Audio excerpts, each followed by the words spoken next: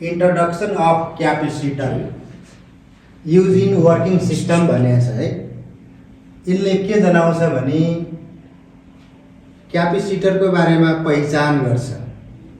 यो कस्तो ठाउँमा युज हुन्छ र के को लागि युज गरिन्छ। युज इन वर्किङ सिस्टम कुनै पनि कम्पोनेन्टहरू मोबाइल फोनमा प्रयोग गर्दाखेरिमा हरेकको वर्किङ सिस्टम फरक फरक हुन्छ। उसलाई के कामको लागि प्रयोगमा हालिएको छ त इन्जिनियरले डिजाइन गर्दाखेरिमा प्रत्येक कम्पोनेन्ट चाहिँ के को लागि त्यहाँ प्रयोग गरिने भन्ने कुरो इन्जिनियरले आफ्नो त्यसलाई डिजाइनिङ सिस्टममा बुझिसकेको हुन्छ। त्यस कारणले मात्रै सर्किट बनाएको हुन्छ। त्यो सर्किट बनाएर अनिखेरि हामीले यो क्यापेसिटर यो ठाउँमा यो क्यापेसिटर यो ठाउँमा भनेर राखेको हुन्छ। क्यापेसिटर विभिन्न प्रकारको हुन्छ। एउटा नन पोलराइटिक क्यापेसिटर भन्छ, एउटा पोलराइटी भन्छ। नन पोलराइटिकले के काम गर्छ र पोलराइटीले के काम गर्छ यो चीज बुझ्नुपर्ने हुन्छ। र यो भनेको के हो त सर, हामीले क्यापेसिटरको बारेमा पहिचान गर्दाखेरि त्यसको इन्ट्रोडक्सन परिचय गर्दाखेरिमा क्यापेसिटर एउटा इलेक्ट्रोनिक्स कम्पोनेन्ट हो जुन इलेक्ट्रोनले त्यो बनेको हुन्छ। इलेक्ट्रोनको परत जुन एउटा पिनमा लागेको हुन्छ, हामीले जुन इलेक्ट्रोन हाम्रो एउटा ब्याट्रीमा लागेको हुन्छ सेम त्यस्तै एउटा सानो भाग यसमा हुन्छ जुन सेकेन्डको लागि चाहिँ करेन्ट स्टोर गरेर राख्छ। केही सेकेन्डको लागि करेन्टलाई स्टोर गरेर राख्छ र आवश्यकता परेको खण्डमा त्यो करेन्टलाई चाहिँ डिस्चार्ज गरिदिन्छ त्यो क्यापेसिटरले। र यो सबैमा हुँदैन, यो चाहिँ पोलराइटिक सिस्टममा मात्रै हुन्छ। अब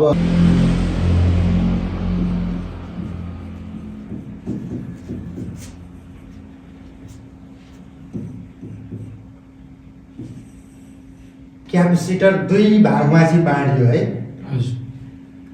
कोइललाई हामीले तीन भागमा बाँडेको देखाएको थियौँ, क्यापेसिटरलाई दुई भागमा, डायोडलाई हामीले तीन चार भागमा बाँडेको देखाएको थियौँ हैन। यसमा पोलराइटिक र नन पोलराइटिक। अब फेरि यसको भित्र पनि विभिन्न चिज होला। फेरि यो पोलराइटिकको भित्र पनि विभिन्न चिज होला। दुई भाग भनेर दुई भागमा मात्रै सीमित छैन। र यो नन पोलराइटिक भनेर पनि यसको पनि विभिन्न किसिमको होला। र क्यापेसिटर एउटा यो देखिन्छ हामीले, एउटा यो देखिन्छ है। अनि यसको माथि एउटा क्यापेसिटरमा चाहिँ हल्का सेतो पनि देख्न सक्छ है। यसरी यसको सेतो पनि देख्न सक्छ। यो सेतो देख्नुको मतलब के हो त? यदि सेतो भयो भने चाहिँ यो चाहिँ पोलराइटिक हो है भनेर बुझ्नुपर्छ। अब कुरा के आयो, पोलराइटिक भनेको चाहिँ के हो त है? जसले करेन्टलाई केही सेकेन्डको लागि स्टोर गर्छ, जसले इलेक्ट्रोनलाई केही समयको लागि स्टोर गर्छ, आफूमा राख्छ र आवश्यक परेको बेलामा खर्च गर्छ भने त्यसलाई पोलराइटिक भन्छ। हामीले ब्याङ्कमा पैसा जम्मा गर्छौँ, फेरि चाहियो आज निकाल्छौँ खर्च गर्छौँ, फेरि भोलि राख्छौँ, फेरि निकाल्छौँ, फेरि खर्च गर्छौँ। हाम्रो विद्युत चाहिँ के हुन्छ भने यो विद्युत सीमित छैन। 220 भोल्ट चाहिँ हामीलाई एउटा ट्रान्सफर्मरमा यहाँ चाहिँ 500 घर छ, यहाँ चाहिँ 1 केबीको ट्रान्सफर्मर भयो भने पुग्छ भनेर चाहिँ एउटा विद्युत प्राधिकरणले सर्वे गरेर चाहिँ 100 वाटको ट्रान्सफर्मर राखिदियो। 500 वाटबाट 700 वाट भइदिन्छ। 700 वाट हुँदाखेरिमा के हुन्छ त त्यो भोल्टेज 220 रहँदैन। अब 220बाट 180मा झरिदिन्छ। 180मा झरेको बेलामा के हुन्छ त हाम्रो भोल्टेज डाउन हुन्छ। भोल्टेज डाउन हुँदाखेरि के हुन्छ त हाम्रो मोबाइलकै कुरा गर्छौँ भने एकछिनको लागि चार्जिङको बेला अथवा कुनै बेलामा 220 भोल्ट हुँदाखेरिमा हाम्रो 5 भोल्ट आइरहेको थियो भने केही गरी हाम्रोमा त्योभन्दा कम भोल्टेज भयो भने हाम्रो भोल्टेज घट्यो भने त्यहाँ पनि भोल्टेज घटेरै आउँछ। घटेर आएको भोल्टेजमा चाहिँ त्यो क्यापेसिटरले के गर्छ भने केही छिनको लागि घट्छ, हमेसाको लागि घट्दैन। एकछिनमा 10 जनाले बत्ती बालेको थियो भने, मोटर चलाएको थियो भने, पङ्खा चलाएको थियो भने फेरि एकछिनमा त त्यो 10 जना मध्ये 2 जनाले त निभाउँछ नि। फेरि 100 जनाले चलाउँछ, त्यसभित्र 5 जनाले निभाउँछ। त्यो भनेको चाहिँ भोल्टेजको अप एन्ड डाउन भयो। त्यो अप एन्ड डाउनको बेलामा चाहिँ क्यापेसिटरले चाहिँ के गर्छ नि भोल्टेजलाई स्टोर गरेर राखेको हुन्छ। त्यो स्टोर गरेर राखेको भोल्टेज त्यतिखेर दिनु पायो, किनभने सर्किटलाई इलेक्ट्रोनिक सर्किटलाई भोल्टेज एक समान चाहिन्छ। कम हुने बित्तिकै त्यहाँ केही चिजको डिफरेन्स प्रतिक्रियाहरू आउँछ। एक समान चाहिन्छ। क्षणभरको अप एन्ड डाउन भोल्टेजलाई चाहिँ क्यापेसिटरले स्टोर गरेर राखेको हुन्छ। यस्तै हाम्रो पङ्खामा हुन्छ। पङ्खामा ठुलो क्यापेसिटर छ, यत्रो डल्लो जुन देखिया हो नि त्यो क्यापेसिटर हो। त्यो क्यापेसिटरलाई हामीले चार्ज गरेर मान्छेको हातमा राखेर मान्छेलाई ढालिदिन्छ। मर्न चाहिँ मर्दैन तर ढालिदिन्छ है। त्यतिसम्म त्यसको करेन्ट क्यापेसिटी हुन्छ। 220 भोल्ट 440 भोल्ट यसरी निकाल्छ त्यसले। त्यो निकाले हुन्छ कसले त? त्यो भोल्टेजलाई स्टोर कसले गर्छ त? पोलराइटिक क्यापेसिटर। क्यापेसिटरको भित्र पनि ए र बी छ, पोलराइटिक क्यापेसिटरले। त्यसै गरी नन पोलराइटिक क्यापेसिटर। र पोलराइटिक क्यापेसिटरले अब यसको प्रयोग चाहिँ कस्तो ठाउँमा गरिन्छ भन्ने हुन्छ है, युज इन वर्किङ सिस्टम।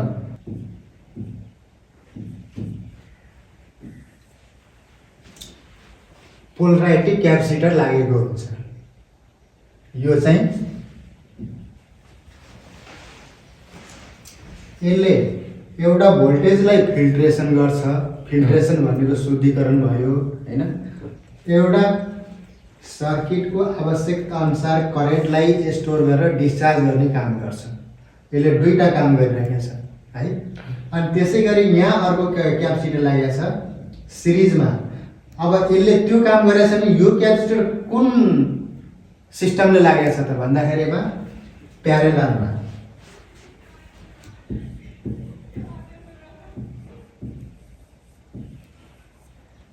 प्यारेललमा यो क्यापेसिटर चाहिँ प्यारेललमा लाग्यो र काम के गर्यो?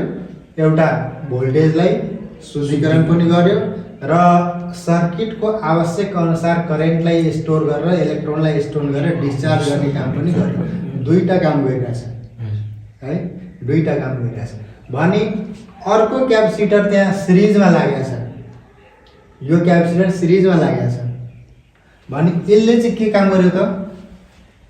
यसले सिरिजमा लागेको हुनाले यसले यहाँ जे चिज आइरहेको छ यदि पठाउनु पर्यो खण्डमा त्यही चिज पठाइदिन्छ। मिक्स भएर भोल्टेज पनि पठाइदिन्छ, फ्रिक्वेन्सी पनि पठाइदिन्छ। दुइटै मिक्स भएर पठाइन्छ। यो पोइन्टबाट आएको यो पोइन्टमा जम्प गर्यो, पठाइदियो। भनेपछि यसको प्रयोग चाहिँ केमा भयो त? सिरिजमा भयो। यसको प्रयोग प्यारेललमा भयो। भनेपछि अब यो चाहिँ हाम्रो पोलराइटिक क्यापेसिटरको चाहिँ एउटा बेसिक सर्किट भयो है। यो कुन सर्किट भयो त? नन पोलराइटिक। युज के भइरहेछ त? Series, parallel. यो चाहिँ प्यारेलल भयो है। यो चाहिँ सिरिज भयो। तेरो दिएर पनि राखिदिने कि चिन्नुलाई सजिलो होस्। अनि यसले काम कसरी गर्यो त भन्ने कुरो पनि आउँछ। क्यापेसिटरको युज त एउटा प्यारेलल भयो एउटा सिरिजमा भयो। काम कसरी गर्यो? एफ भन्ने चाहिँ यहाँ एउटा फ्रिक्वेन्सी हो है। यसरी फ्रिक्वेन्सी भन्ने छ। भी भन्ने चाहिँ यहाँ एउटा भोल्टेज भयो। दुईटा गएर कहाँ मिसिएको छ? सिरिजमा। यो रेजिस्टेन्सको पोइन्टमा। र यहाँबाट कहाँ त गइरहेछ यसरी रेजिस्टेन्स हुँदै यो क्यापेसिटरमा। अब यो क्यापेसिटरले के गर्यो त? भोल्टेजलाई जान दिएन, फ्रिक्वेन्सीलाई मात्रै जान दियो यसरी। अब कहाँ पठाउने हो त्यो पछिको कुरो हो। सर्किटले के बताउँछ त्यही अनुसार गर्यो। तर क्यापेसिटरले काम त गरिराख्यो भन्ने कुरो बुझ्यो नि। नन पोलराइटिक क्यापेसिटरले कसरी काम गर्छ भन्ने कुरो त यहाँ देखियो त। भोल्टेजलाई रोक्यो, फ्रिक्वेन्सीलाई बढायो हैन। यदि कुनै ठाउँमा भोल्टेज पनि फ्रिक्वेन्सी पनि जानु छ भने त्यो ठाउँमा अर्को क्यापेसिटर प्रयोग हुन्छ। यो भएन।